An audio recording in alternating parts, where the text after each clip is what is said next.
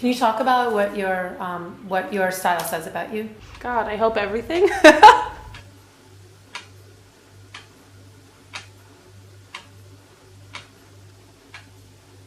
As I started to age and become like a so-called like teenage girl, I was dealing with the expectations of that, whether that means like being popular, being pretty, being feminine, kissing boys. On the inside, I was like, I'm a fucking monster, because even though I'm wearing, you know, Ugg boots and fishnets, I'm like obsessively thinking about, you know, like pinning that 12-year-old girl up against the wall and fucking her. What the hell is wrong with me? You know, seeing the truth of my identity as something shameful, so wanting to like make sure that every other aspect of myself made up for it.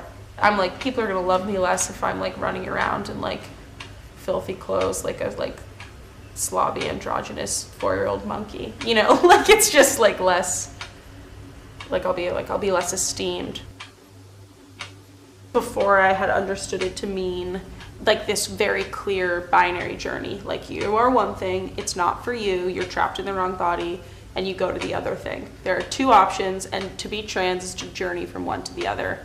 Not, it's this like expansive, unwieldy way of being. Maybe just accepting that I don't have a name for myself, and accepting that uncertainty is a more accurate reflection and a more freeing reflection of who I want to be, than trying to just like figure out which box is best. No one ever having said to me, some women have penises, some men have vaginas. Like, what does it mean to associate a body part with like a way of being in the world? All of these things I've been criticizing, cultures of fame and status, I still, at the same time that I like can hate them and see the way they function, it's still scary to feel like you could go far enough that you wouldn't be a part of it anymore.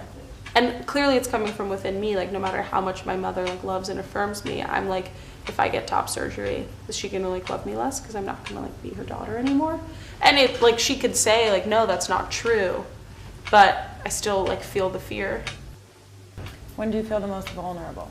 I get really sad if I feel like I'm not actually having like authentic interactions with people. And to a point that I think it sometimes is hard for people who are close to me. They're like, I can't go at your speed. Like, I'm not ready to go there yet. I'm not ready to tell you what I'm feeling. You don't get to just know. Like, it takes time. You have to earn my trust. It feels really good to have sex with someone who gets you. You never really know who someone's gonna be. Can you talk about why being in your body is a good place to be? It's funny how we talk about our bodies like they're like, they don't belong to us, like it's a suitcase we have. My body, like, what do you, like, it's mine, it's me. It's not even something that belongs to me, it's who I am. It's like, without my body, I wouldn't have learned a lot of things about myself. Like, when, you know, like, someone, like, touches the back of my neck in a certain way, or, like, the first time I held hands with someone, or, like, holding someone, and I was able to realize, like, oh, this is what that feels good to me. That makes me feel like myself. Like my body recognized that before my brain did. What's your definition of self-acceptance?